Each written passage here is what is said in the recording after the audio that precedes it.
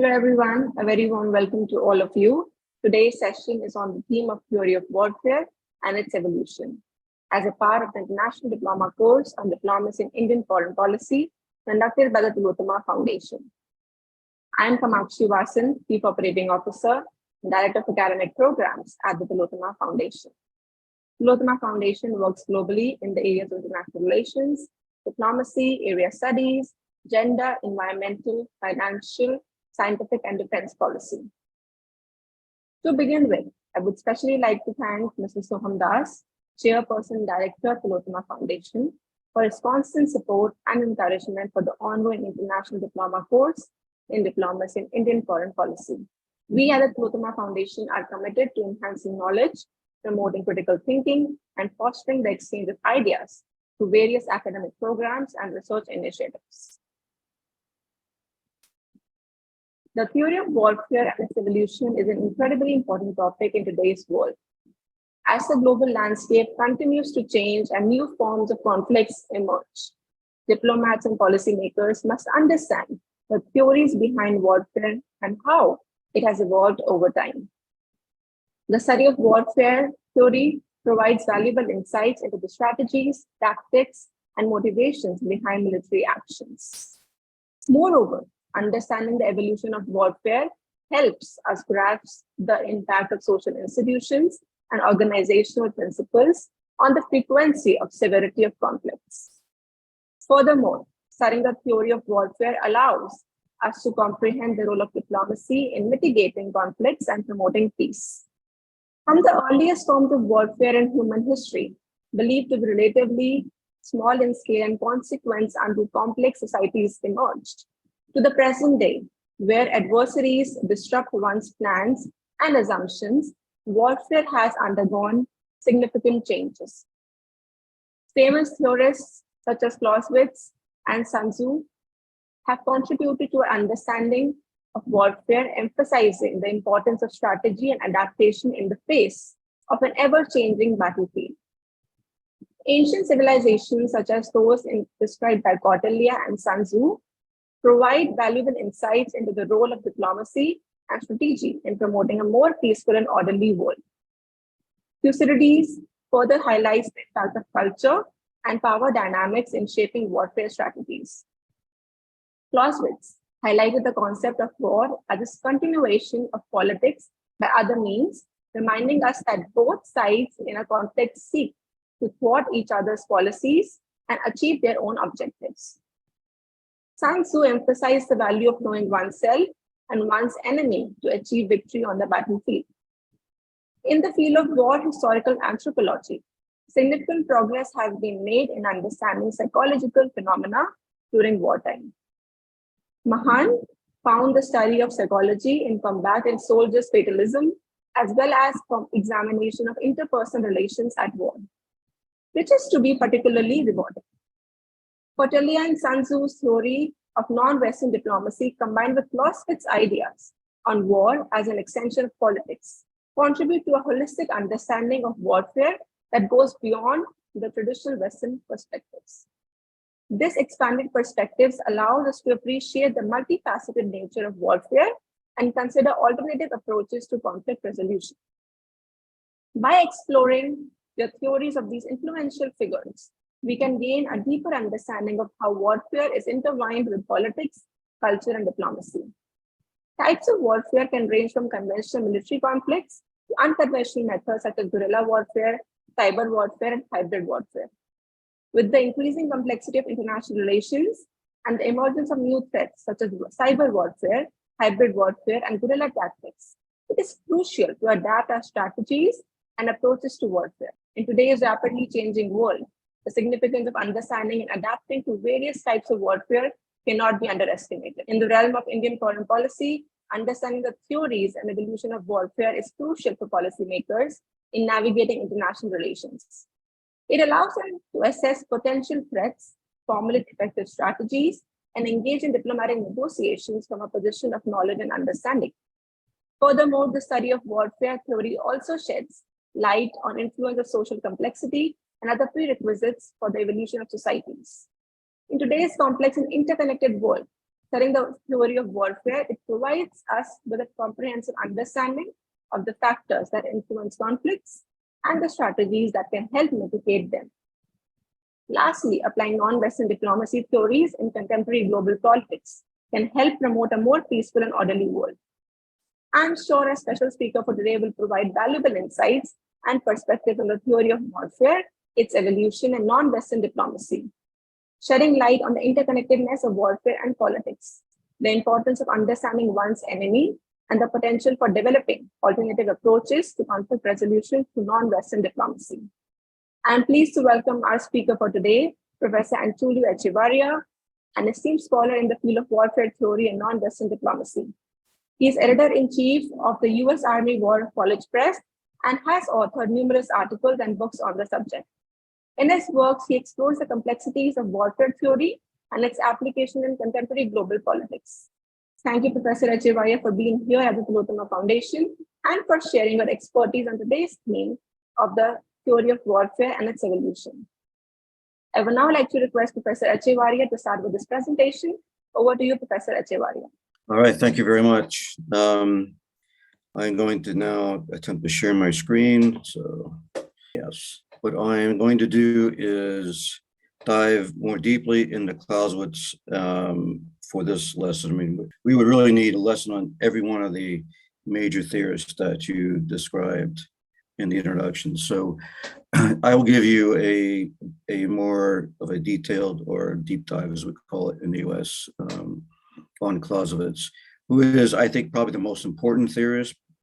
And I'll explain why as we go through the briefing here. So also I have to say before we start that these views are my own and not those of the US government. There we go. All right, so we'll give you a brief background on Clausewitz and his military experience and so forth. A little bit about on war itself, what it is, and then I'll discuss some of the more noteworthy Clausewitzian concepts, many of which we still use today. US military does, NATO does. In fact, I was just on a Zoom call regarding the conflict in Ukraine, and a lot of Clausewitzian concepts were being brought up by 40 plus scholars, modern scholars. So his ideas are still being used, still relevant, and so it's good for you to know about them. So in terms of conceptualizing the evolution of military theory, I think you can zero in on Clausewitz and get most of that for what you need. And then if there's any time permitting, and I'm not sure there will be, but we'll talk a little bit about center of gravity and some of the other concepts that he advanced during his day. Okay, so who was Karl von Clausewitz? I was born in 1780. By the time he was 12, he was already engaged in combat in France with a Prussian unit. There's a little bit of controversy whether he was 12 or 13 because his father tried to fudge his, to modify his birth certificate to allow him to enter the Prussian army. He was a Fahnenrichter, which at that time meant an apprentice. So he was there to learn. He was not, didn't really have the status of a junior officer or anything like that. He was pre-officer, basically.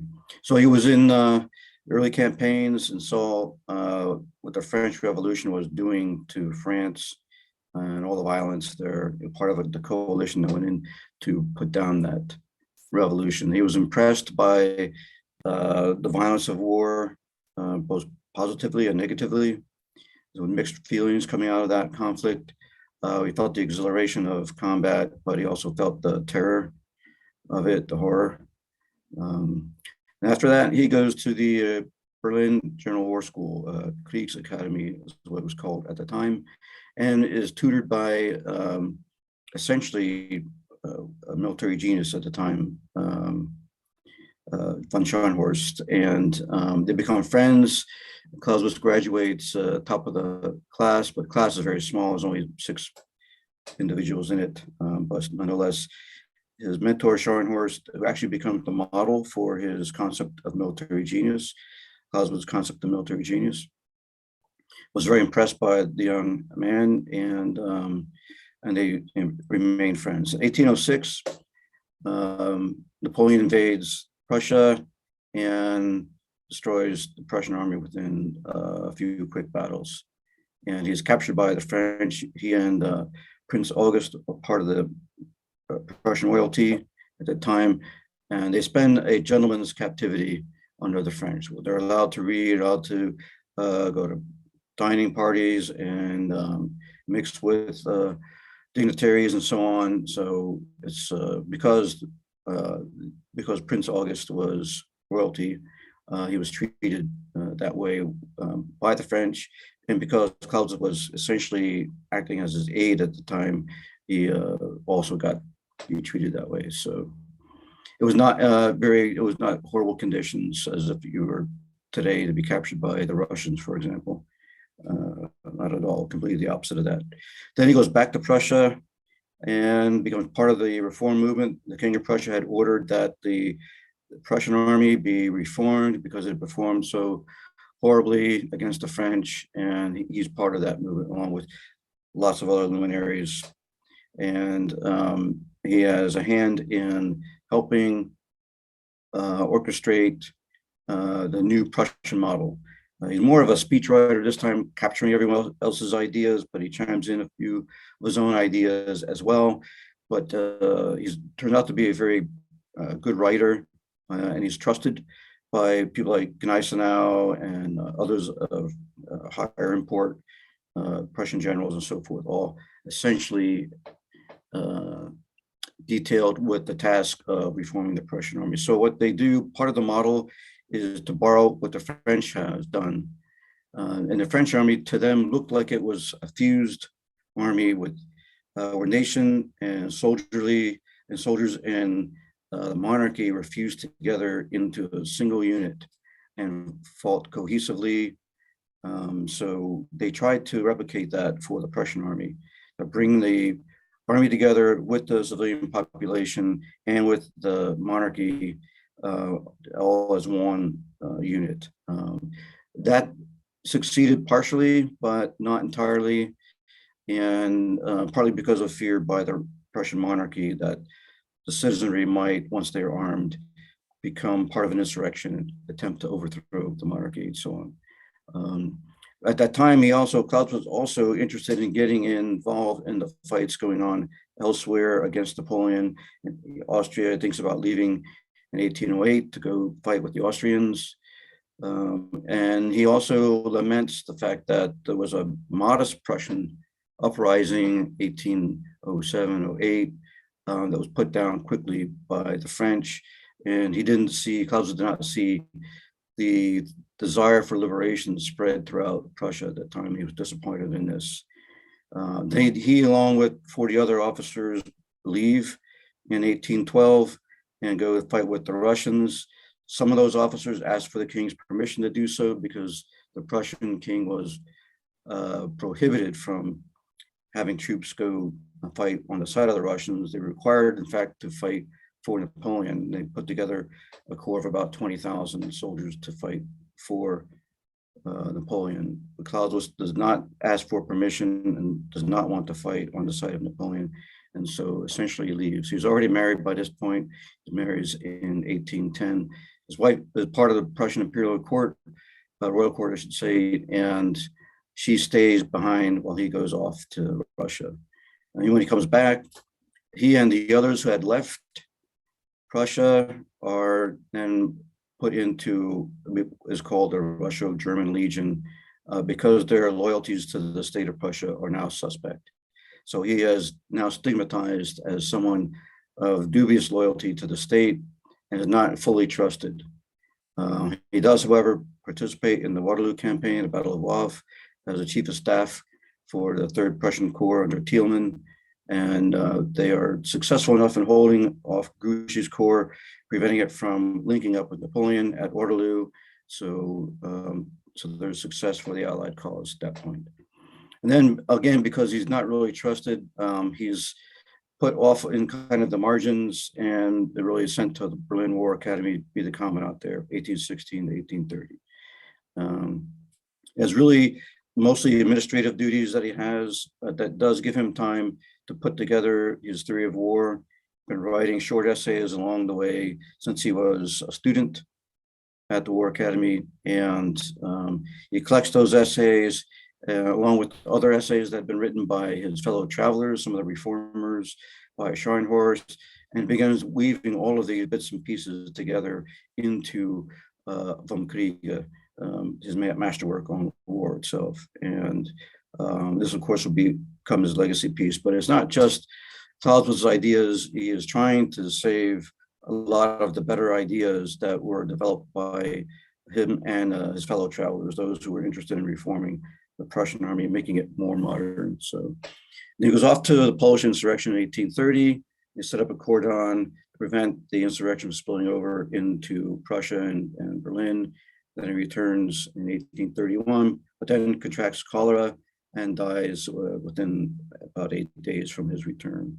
So unfortunately, his manuscript on war is left not entirely finished at this time of his death, though his wife does try to, with the help of brother-in-law, tries to essentially complete the work to the extent that she could, because she and he had traded some ideas as they were when they were younger and part of the Prussian court. So what is On War itself altogether? It's really just 1/3, just under 1/3 of Clausewitz's entire written works on warfare itself, and politics and history and everything else as well. Really, the crux of it is a search for objective knowledge about war, and he would have called it scientific. Scientific in his day meant that there was a process for trying to validate your observations. And so they were just more than observations. They were not necessarily immutable truths, but they were scientifically verifiable until circumstances changed such that they would no longer be verifiable. And then you would have to modify your theory and your findings. But it also provides a foundation for building subjective knowledge about war, meaning the knowledge that would be valuable to a particular individual in any given time. So there's also a method that Clausewitz hopes would be transferable to other times and places beyond his own. So those who might be interested in war and learning about it might have to command practitioners, for example. Is he would have encouraged people to read military history and to study contemporary wars, and then to test their observations against history, observations about contemporary war against historical records, and to try to build their own body of knowledge as a whole. So again, it's only semi-organized, not completely finished, but there's enough there for us to study and to benefit from it. Lots of scholars still debate what its overall ideas are and the overall thrust of it, but by and large, that's a healthy thing for all of us to be doing, because then we can expand our minds and test new ideas, new theories, new interpretations, and we'll all be healthy for the process in the long run. So what is the central part of Clausewitz's theory of war that we can find in On War itself? Well, he tried to understand Napoleonic War as modern war, an example of a modern war. And to him, what was different in Napoleonic style warfare was the enmity or warlike passion that the French Revolution and other changes in French society, political changes as well, had unleashed, and it made war more violent and more, in some ways, I would say, comprehensive, because it brings in more elements of society than the previous forms of war before. Whereas those relied more on mercenary forces, and enmity or that warlike passion was absent in a mercenary force. They essentially show up and fight for money, and then rather than the state or for glory or for a king or what have you. So there's not that unitary bond that pulls together a society and breaks down class barriers and racial barriers and so forth. So again, this is part of the objective of the Prussian reformers, is to somehow capture this spirit and recreate it, replicate it inside the Prussian military, Prussian army. So essentially, this is the core of this theory, is that wars that have this enmity, these warlike passions, are in some ways, if you have a force that can leverage that passion, you can do more with it. Napoleon, for example, could take more advantage of chance in ways that his opponents, before this internal revolution of sorts, this emotional or psychological revolution in the way wars are fought, before that can actually, it was actually part of the Austrian and other armies, they didn't have the ability to do that because their forces were rigid. Again, they were conscript based perhaps, or they leveraged mercenary forces, and there was only so much punishment or risks those kinds of armies were willing to take, whereas Napoleon could take bigger risks for bigger payoffs than his opponents could. So what then, Clausewitz learns from this is that war's nature is not a static thing, that essentially it's more than a chameleon, because chameleon only changes its external features. It changes color when it goes from location to location, but its internal features don't change. It doesn't change. It's always a chameleon. So he says war is not like a chameleon because its internal features can be rearranged and can change. The element of passion, warlike passions, the element of chance can increase or decrease depending on your ability. If you're a genius like Napoleon was said to have been in his day, you can take advantage of that and have a more effective military, for instance. So you can expand or contract chance, or your ability to, it's not chance per se, but it's the ability to take advantage of it, to leverage it, that matters. And then the political element can be expanded in some ways to increase the kinds of objectives you can pursue with your military, or if you are the coalitions and alliances before the French Revolution, you would be forced to have more limited objectives politically. So what I've tried to do is depict that graphically here. If we were to sketch it out, it would look something like this. The objective forces are what make up war's nature. And these are dynamic forces, they ebb and flow and can be altered by the right sorts of approaches. So enemy hostility you see there, and political purpose is what subjects war to and tries to use it as an instrument to accomplish its aims. So it is in some ways a force that's imposed on the violence of war to give it direction. And Chance have already described that, just the ability to leverage the unpredictable, the surprises that happen in war, the friction that is part of war, and to use those things to your advantage to the extent possible. So each of these is what Clausewitz would have referred to as, and did refer to as, a separate code of law. Coming out of Prussian society where you would have to obey local laws of your town and sometimes the church there as well. And then the Prussian state would have its own set of laws imposed as well. You would have to obey. And then the French came along and imposed, when they conquered Prussia, another set of laws. So all these laws, they don't necessarily contradict each other, but you have to obey all of them. So in a sense, he is saying you have to obey all of these forces, or at least be cognizant of them and aware of them as you try to understand the kind of war you're engaging in in your particular situation. So they are not necessarily paradoxical, although that's been one of the unfortunate translations of On War back in the 1970s and early 80s. It was by Howard and Perret. It was subsequently revised to be more of a wondrous or a type of trinity instead of paradoxical. In other words, these forces are not always at odds with each other. It's because you have different laws or codes that you have to obey. It does not mean that they are all in contradictions to each other. The Prussians saw the French model as mostly aligned. All these forces were aligned in pointing in the same direction, being directed by Napoleon more or less coherently to achieve their objectives. Now, we as historians know that it was not always that way within the French army, the Grand Armée, that there were contradictions, there were frictions, there was infighting and so on.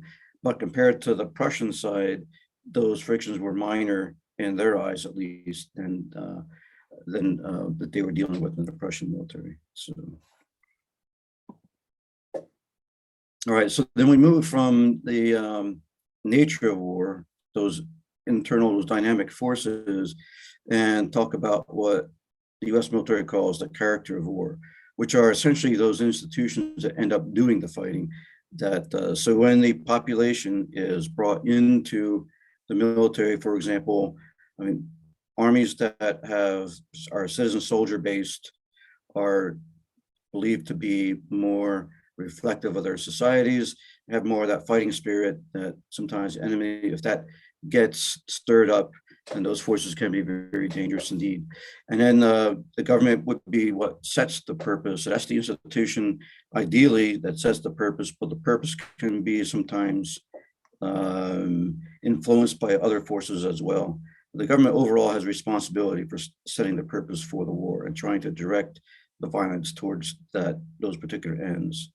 And in military, of course, it belongs in the realm of chance, and ideally is able to function not only within the unpredictable element of war itself, but also hopefully use it to its advantage.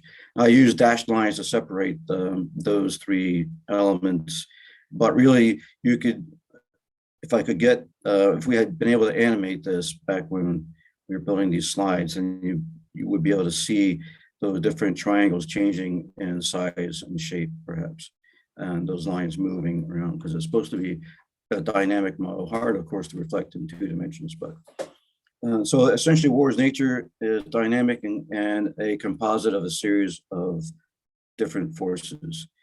Is the part of the thrust of Clausewitz's opening chapters in On War, set the stage, describe the atmosphere of war, and in the atmosphere of war, if your theories don't align properly for how you're going to wage war, if they contradict the atmosphere of war or the universe of war, the nature of war itself, then they probably are not going to work. So it's important to establish, just as Copernicus did, a description of the universe, in this case, the universe of war, and the theories have to work in it. So regardless of what IR theories might be discussed for any given situation, strategic competition, armed conflict, small or large, if they disagree with the universe of war, the nature of war, then they are probably just simply not going to work. They're going to be maybe academic curiosities, but nothing that can be used in a practical sense by practitioners. So, okay, let me move on to the next. All right, so let me talk a little bit about war as an instrument of policy, what it means, and how, let me take a time check here, and how it should affect strategy and so on. Very difficult concept, very popular one, but different ways to interpret this. For one thing, what does policy itself mean? There's a question there. The German term that Clausewitz used, of course, was Politik, which means policy in some cases and politics in other. In other words, the idea that a monarch or head of state or head of a tribe would have a set policy, for example, by which we're going to fight war. is fairly understandable. That's often the interpretation that is taken from that statement. But because the term politic also means politics meaning a struggle for power amongst various parties, perhaps even within a government, and then other governments vying for power with vis-a-vis each other. In other words, Russians and the Ukrainians now. International politics, a level of struggle of power, armed conflict as an expression of that struggle for power.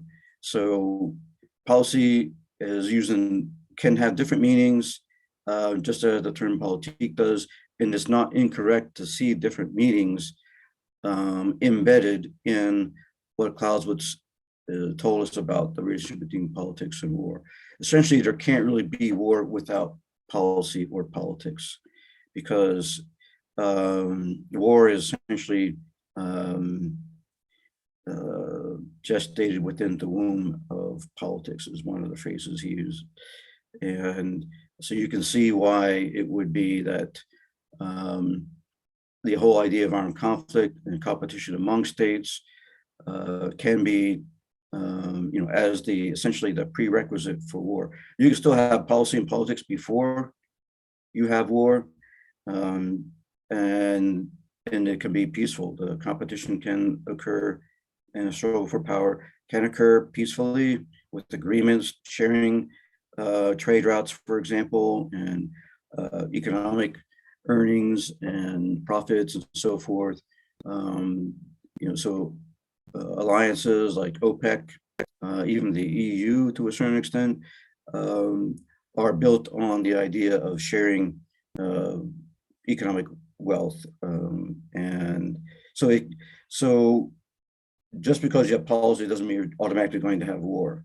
But in order to have war, there must be a policy, a political conflict of some sort preceding it, and perhaps in the context of policy or politics as itself as well.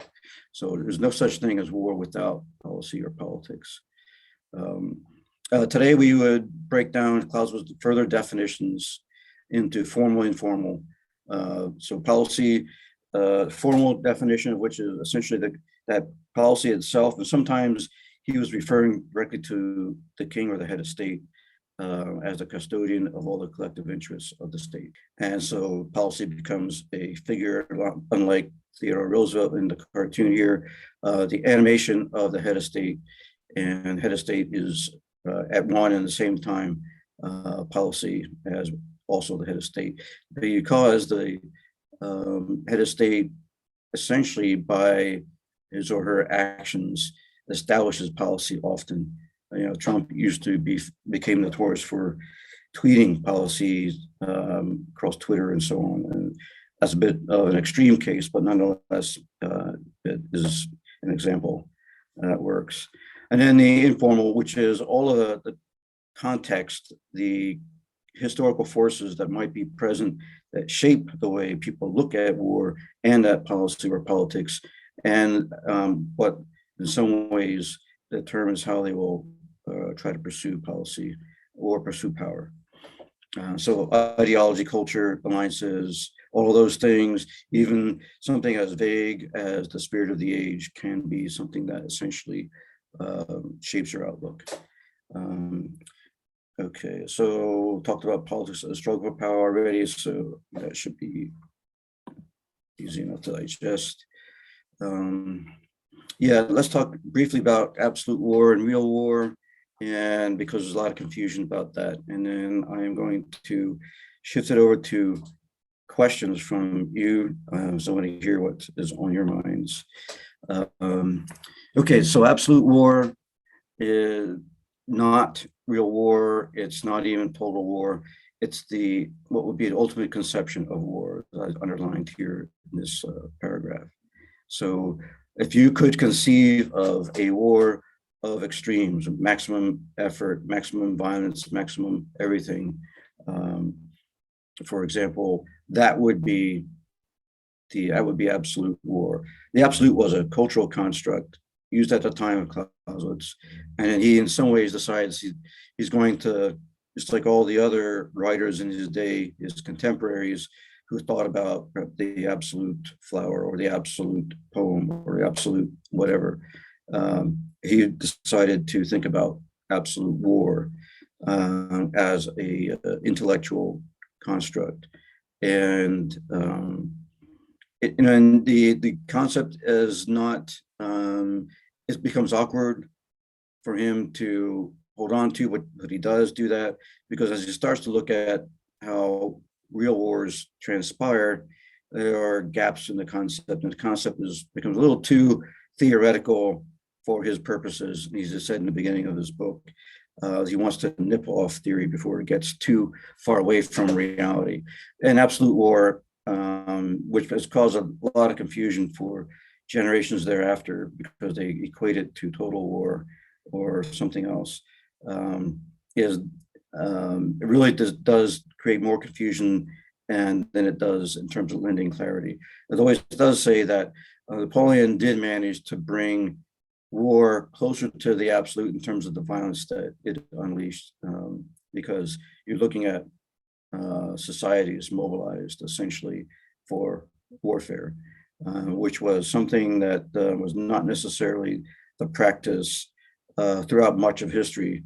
As he does in historical analysis, he discovers there's only maybe 3 major periods in history where there's anything close to the Napoleonic model, that is, where violence is in the civilian population is mobilized and violence is unleashed in a way that is takes violence to another level, essentially, not quite off the charts, but off the charts with expectations at the time. So, and on that, I think most of what I've got there is pretty self-explanatory, should be, but if you have any questions, I'm happy to deal with that. So let's,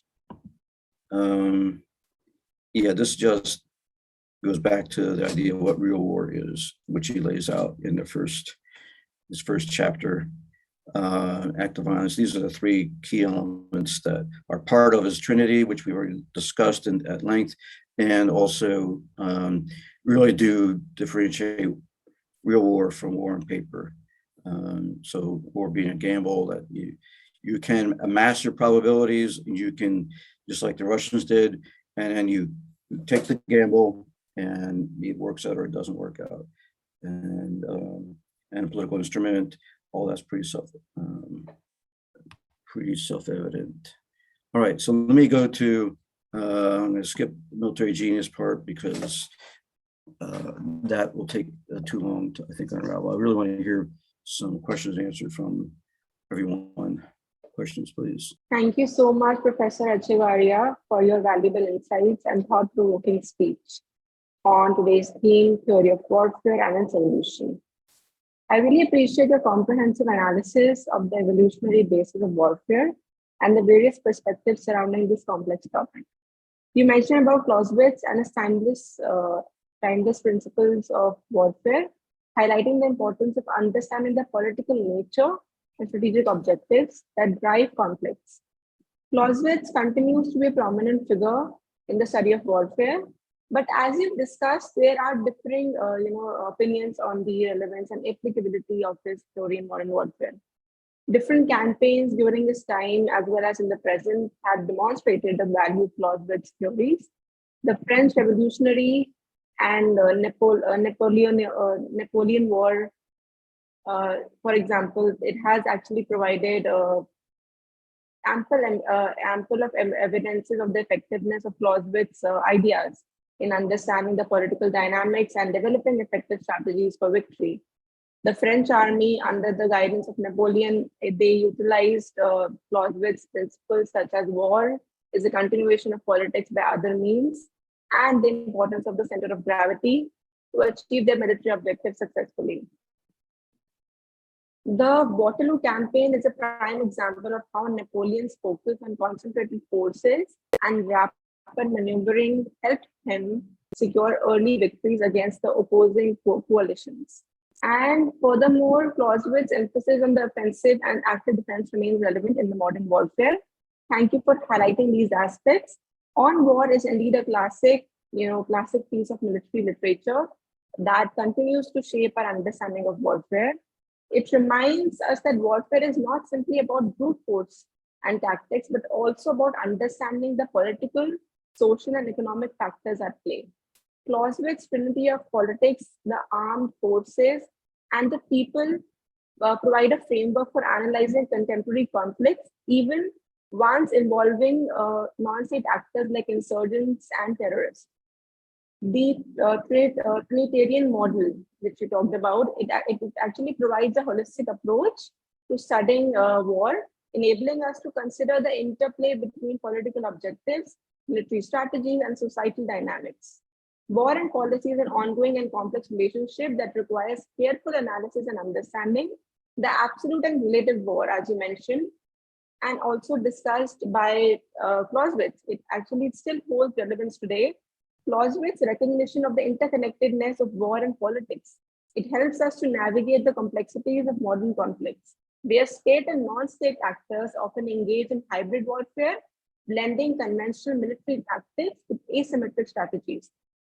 Furthermore, Clausewitz's recognition of the ever-changing nature of war, it allows us to adapt his principles to account for new technologies and ideas that may shape the nature of warfare. Thank you once again for sharing your expertise and providing us with a deeper understanding of the theory of warfare and its evolution. Now let's take some questions.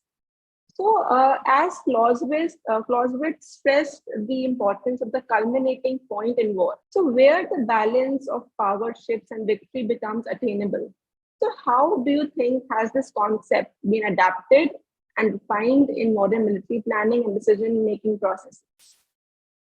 Yes, the culminating concept of war, very important for operational planning, and particularly if you're on the offense. We look at the Russian-Ukraine war and try to pinpoint when the Russians culminated, and they've culminated in different stages, haven't they? In the beginning stage, and the initial assault into Ukraine itself. In the south, operations proceeded pretty well for the Russians, but in the north, the critical area, the assault on Kyiv, they did not. They were stymied, and partly because of Ukrainian resistance, partly because Ukrainian special forces had blown up some of the dams and bridges, and partly also because of the Russian confusion over what they were supposed to do, what their orders were, and the inability for them to flex to a different set of orders in a timely way. So they couldn't take advantage of an open flank that existed around Kyiv, on the western side of Kyiv, where there were no Ukrainian forces present, for example. So the culminating point really means that the momentum, the logistical support, and the combat power at the front edge of your assault has gone as far as it can go. Essentially, it stops because it will either need more power to overcome the obstacles that are present, or it'll need more logistical support needed to help it push forward further. So it's important all logistical planners know this, really. They know that there's a limit to how far a gallon of gasoline will take any kind of military vehicle. M1 tanks, for example, used to take 2 gallons per mile, and that's changed now. But so all those things go into the planning for an operation, and if you don't plan it correctly, then you fall short of your objectives. And then the concept is that, I guess not ideally, but more theoretically, power then shifts more to the defense.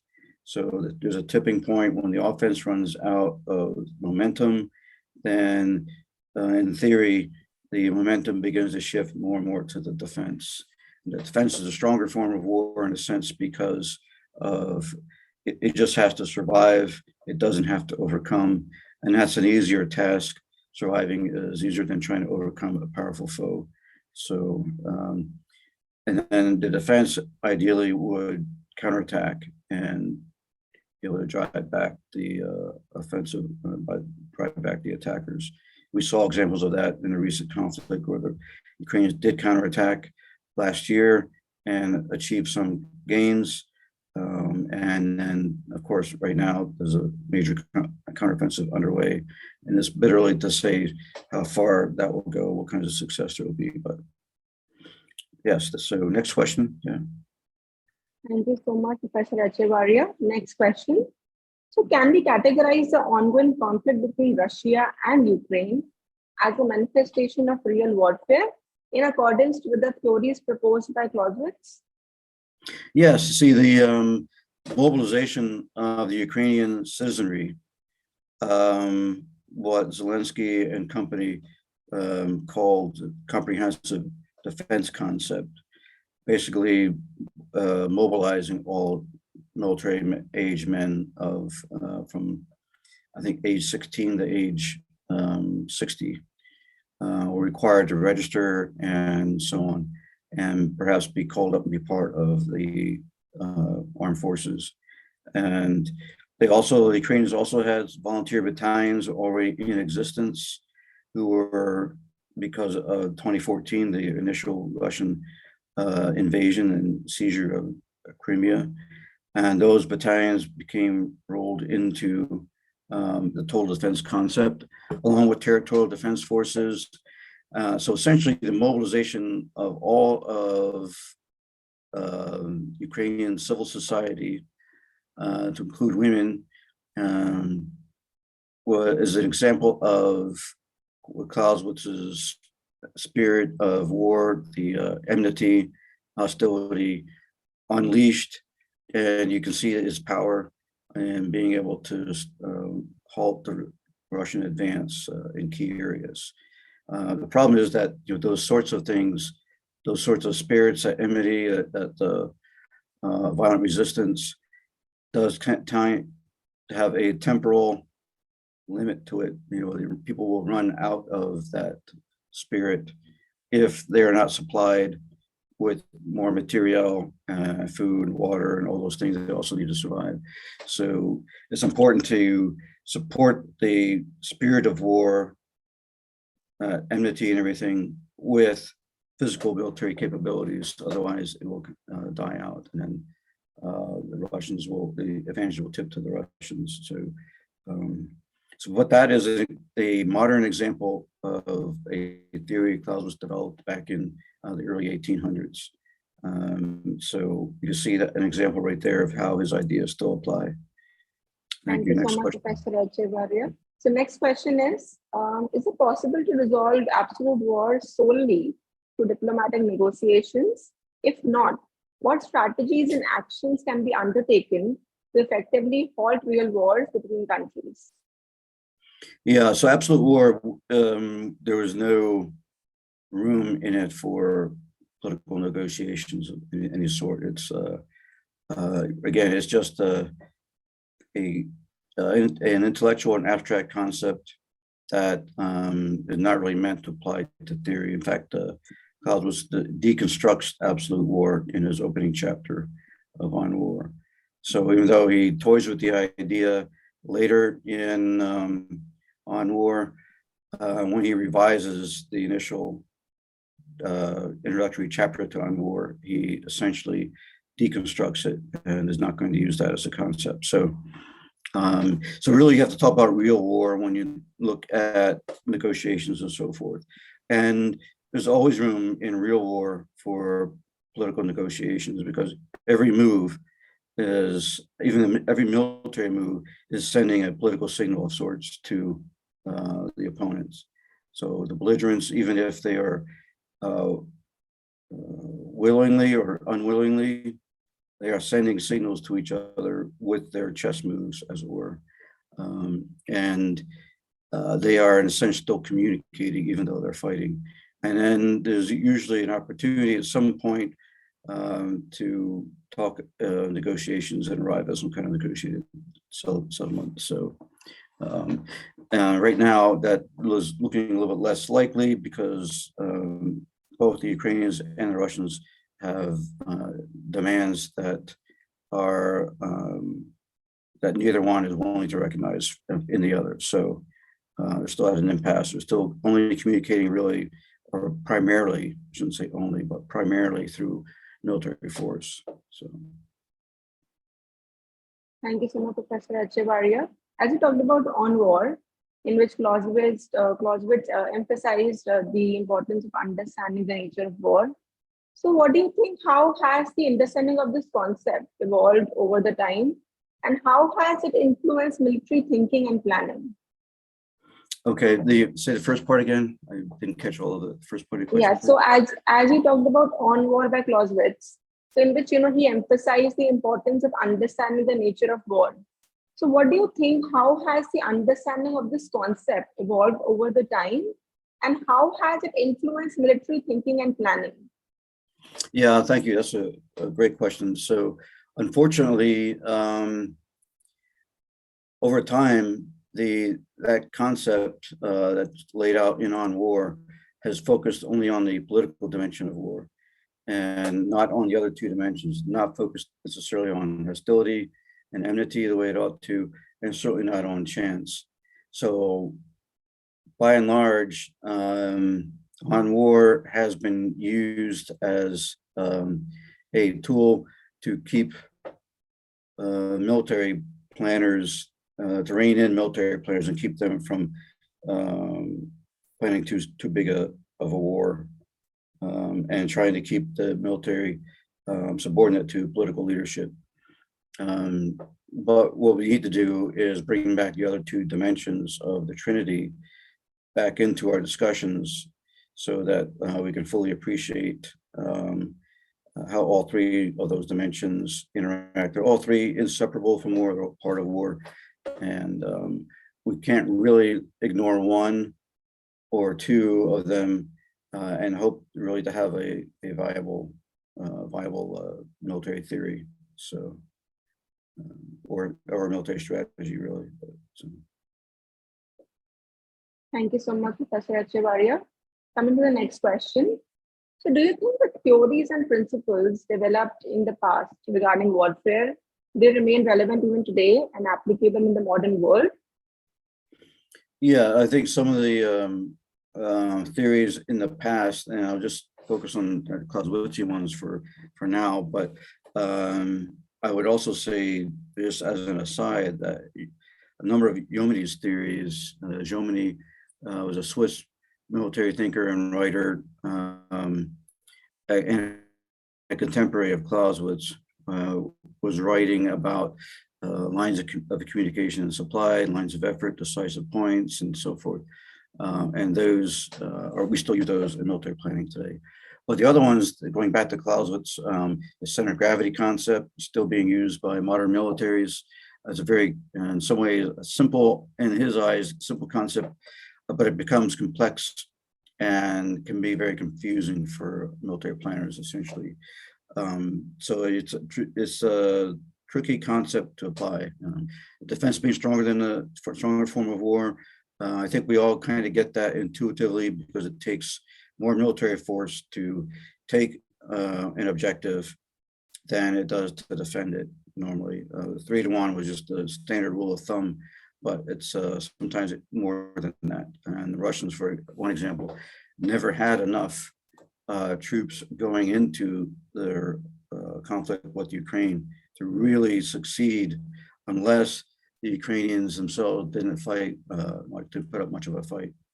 And had that assumption been true for the Russians, then they would have probably taken Kyiv earlier in the conflict, and this war would conceivably be mostly over by now.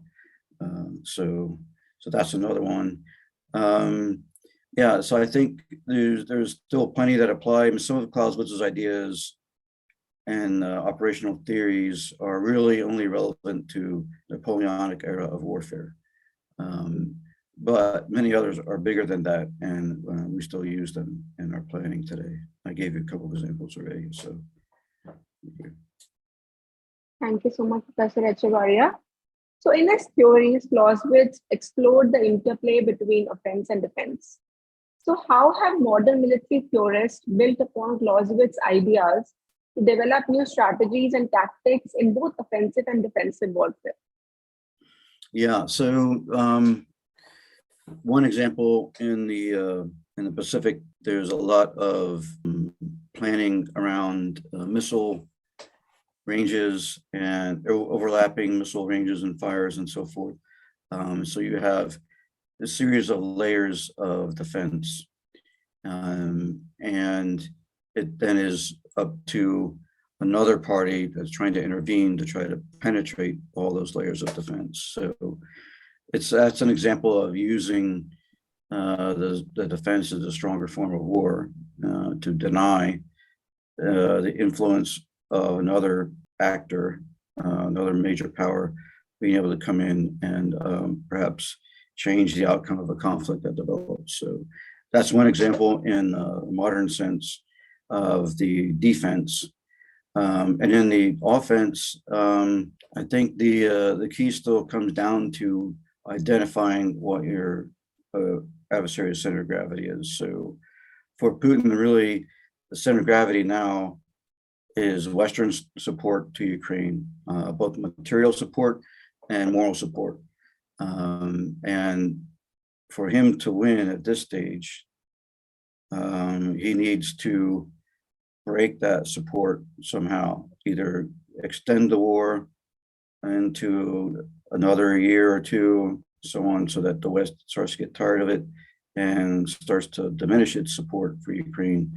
And then he can have a better chance of overcoming the Ukrainians. So that's one example of using a Clausewitzian theory developed in the past for offensive kind of warfare.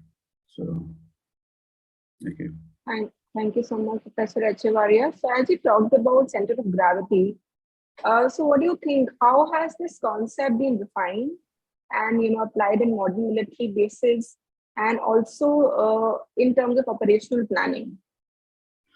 Okay, so the center of gravity is very difficult, but really, if you think first of terms, elementary physics, think of how gravity operates on a solid object of some sort, and you'll notice that there's an infinite number of points for, let's say, on a rock or a laptop, but they all can be consolidated to one point for mathematical purposes. And the center of gravity is determined to be that point. So if you transfer that concept from elementary physics into military thinking and military strategizing, then the idea is a search for the one point where all these forces seem to come together, and that if it provides staying power or support, or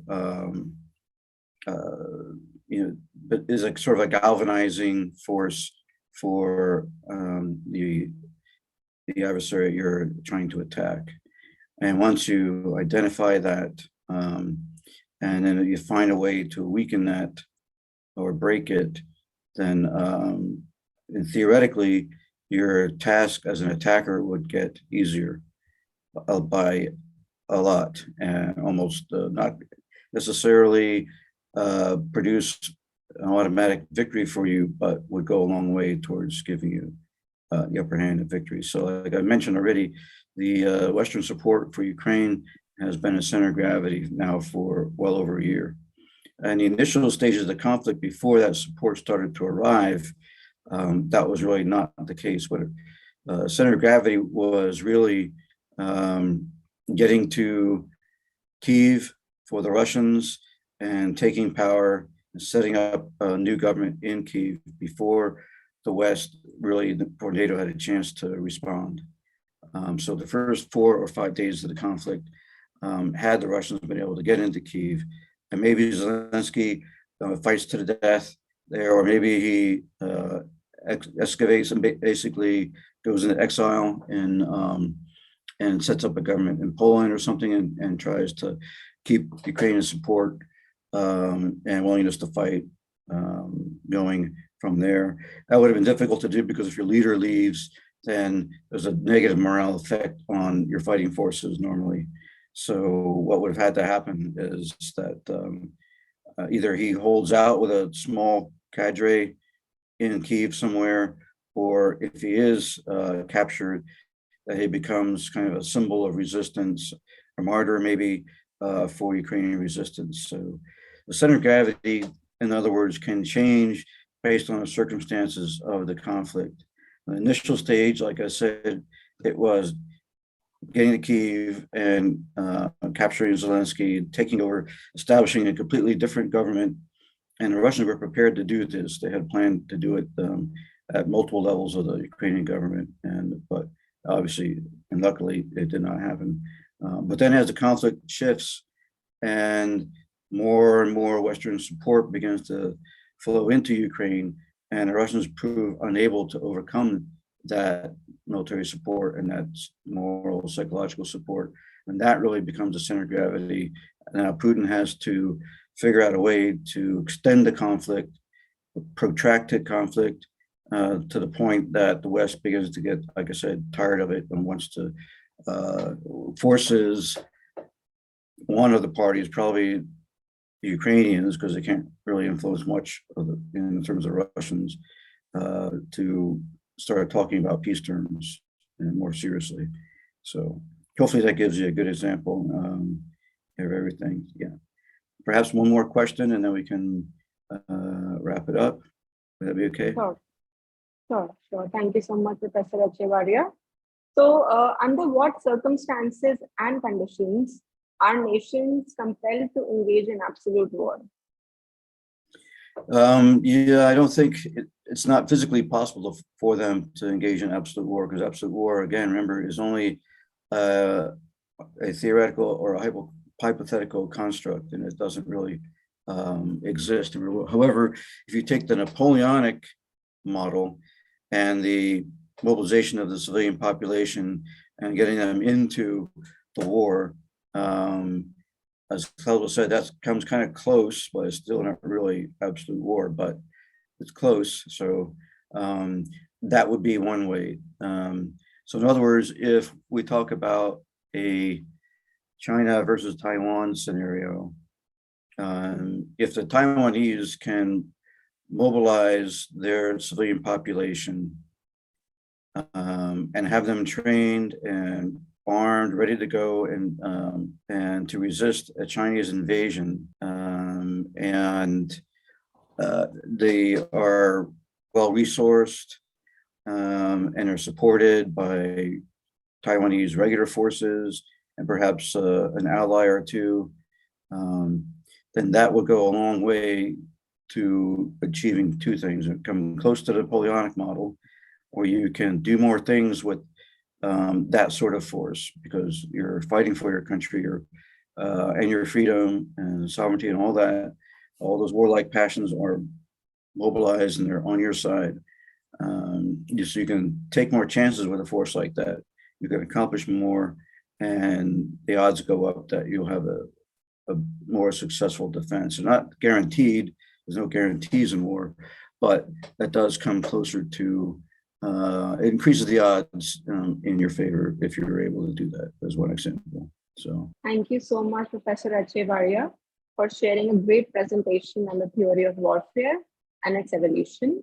Your insights shed light on the complex nature of warfare and how it has evolved. Your presentation on Clausewitz highlighted his enduring relevance in contemporary conflicts, as his theories can be adapted to different societies and types of forces. Furthermore, the discussion around Clausewitz's ideas has led to a deeper understanding of his work and the exploration of new concepts such as non-linear warfare and the impact of the information age on warfare. Thank you for explaining important concepts like friction, strategy, and remarkable trinity, and so on, and also how they contribute our understanding of war. Thank you for your time today, Professor Echevarria. I look forward to seeing you again soon with another interesting topic of discussion. Thank you once again. Take care. yeah, thank you very much as well, and take care. So long now.